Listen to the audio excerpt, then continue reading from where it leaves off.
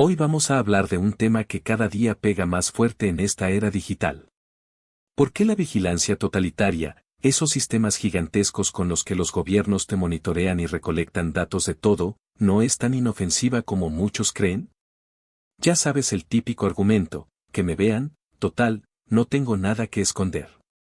Esa frase la dice mucha gente, no solo en países autoritarios, sino también en democracias donde la gente piensa que su gobierno es buena onda y que todo está bajo control.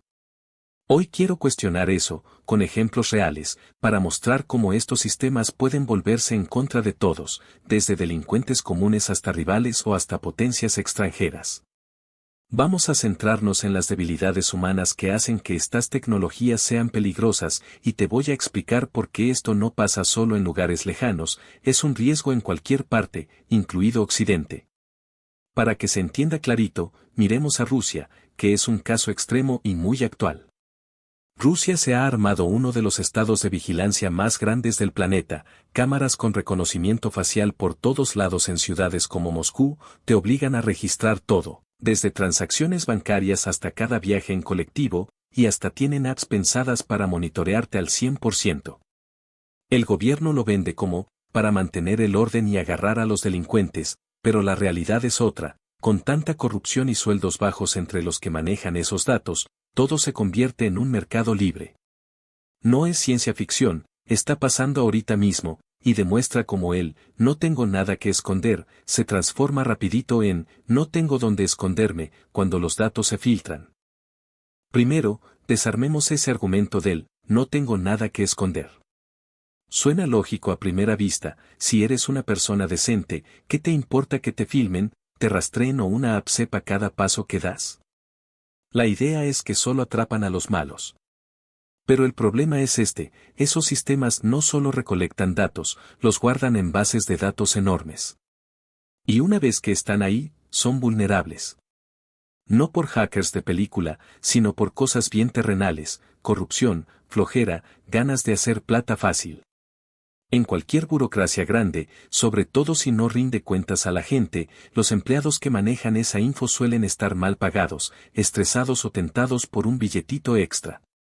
Lo que empieza como herramienta de seguridad nacional, termina vendiéndose en el mercado negro a cualquiera que pague. En Rusia esto se ve clarísimo. Los datos que recolecta el gobierno, cuentas bancarias, registros de vuelos, direcciones, números de celular, patentes de autos, cruces de frontera, hasta reconocimiento facial en tiempo real de las cámaras de la calle, se venden todos los días por bots de Telegram. Por unos centavos o unos cientos de dólares te consigues info súper sensible que, en teoría, solo debería salir con orden judicial, ni siquiera el FSB, el equivalente ruso al FBI, la debería tener tan fácil.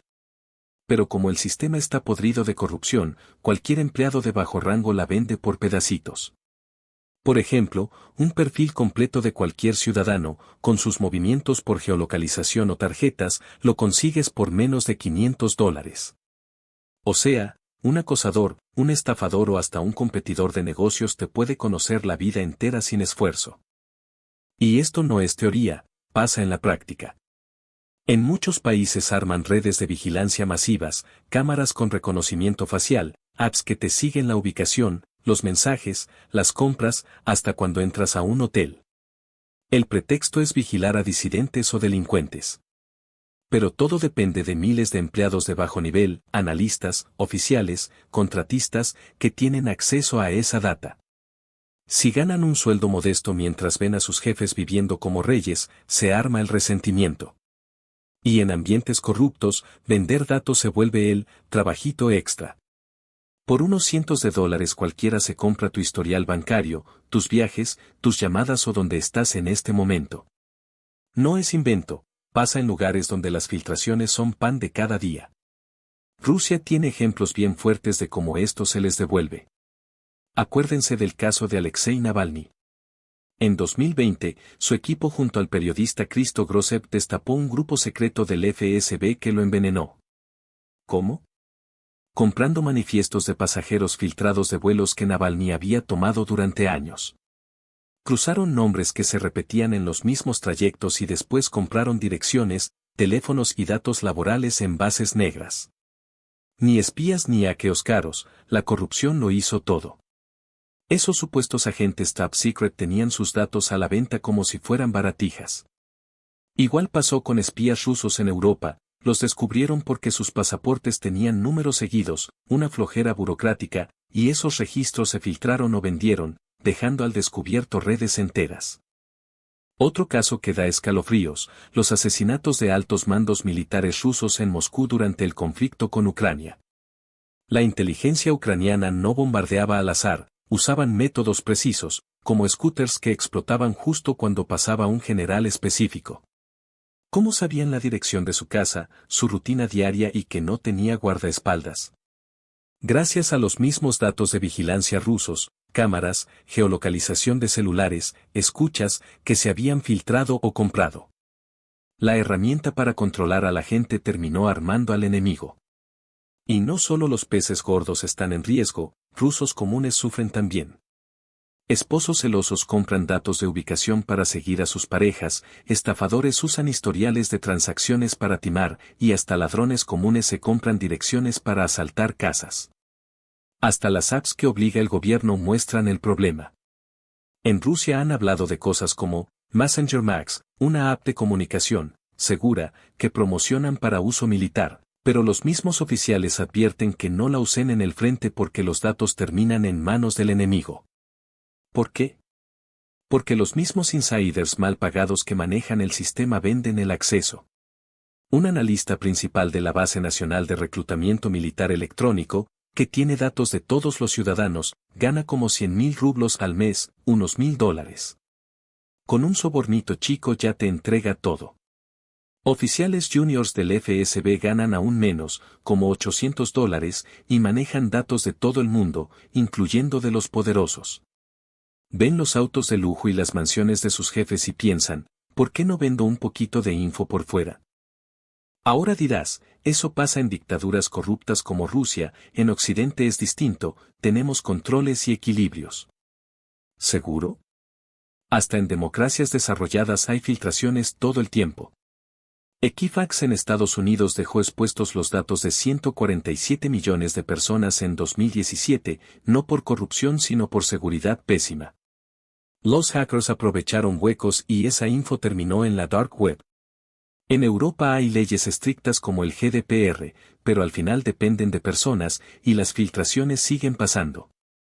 La diferencia no es que los sistemas occidentales sean invulnerables, es que acceder a ellos suele requerir hackeos sofisticados o herramientas caras, en vez de sobornar a un empleado mal pagado. Pero el resultado final es el mismo, tus datos no están seguros para siempre.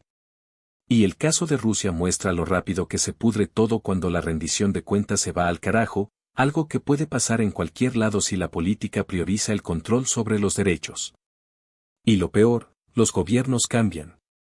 ¿Y si mañana llega uno menos democrático? La historia demuestra que las democracias pueden deslizarse hacia el autoritarismo, piensa en cómo se expandieron los poderes de vigilancia en Estados Unidos después del 11/9 con la Patriot Act, o las apps de rastreo por COVID que levantaron polémica en todo el mundo. Una vez que la infraestructura está armada, es muy difícil desarmarla. Si un régimen empieza a valorar más la lealtad que la competencia, como en Rusia, el sistema se pudre desde adentro. Los empleados de abajo, ganando migajas mientras cuidan montañas de datos valiosos, terminan vendiendo. Esta vulnerabilidad afecta a todos. Imagínate a un ex celoso comprando tu ubicación en tiempo real para acosarte. O un estafador usando tu historial de compras para vaciarte las cuentas. O peor, grupos criminales organizados eligiendo víctimas vulnerables con datos de salud o familiares, filtrados de sistemas gubernamentales. No son miedos abstractos, ya ha pasado. En Reino Unido, por ejemplo, policías han usado bases de datos para acosar a exparejas. En Estados Unidos, filtraciones de datos de empleados federales han dejado a millones expuestos al robo de identidad. Y si crees que las empresas privadas son más seguras, recuerda, los gobiernos suelen aliarse con ellas, mezclando datos públicos y privados y aumentando el riesgo.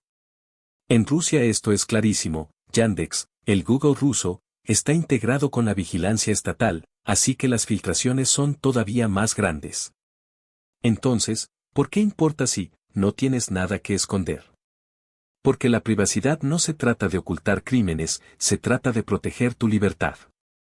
Cuando los datos están por todos lados y son baratos de conseguir, se pierde la confianza en la sociedad. Empiezas a autocensurarte, evitas temas polémicos o ciertas actividades por puro miedo. Las empresas sufren espionaje industrial con datos filtrados.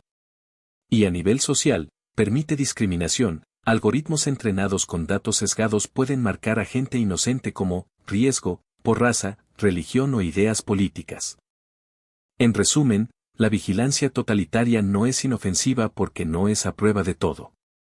Las fallas humanas, codicia, corrupción o simple descuido, convierten estos sistemas en armas de doble filo. No solo vigilan a los culpables, exponen a todos a que los malos los usen. El ejemplo extremo de Rusia muestra cómo un estado de vigilancia, hecho para concentrar poder, termina traicionándose a sí mismo y poniendo en peligro a sus propios ciudadanos. Si estás en un país occidental, no te confíes, muchas veces es solo cuestión de precio y oportunidad. Pregúntate, ¿estás seguro de que tu gobierno no se va a convertir en ese tipo mañana? La mejor defensa es estar atentos, exigir transparencia, leyes fuertes de privacidad y que rindan cuentas de verdad. Porque una vez que los datos salen, ya no hay dónde esconderse, aunque creas que no tenías nada que ocultar. Gracias por escuchar. Si te pareció útil, dale like y suscríbete.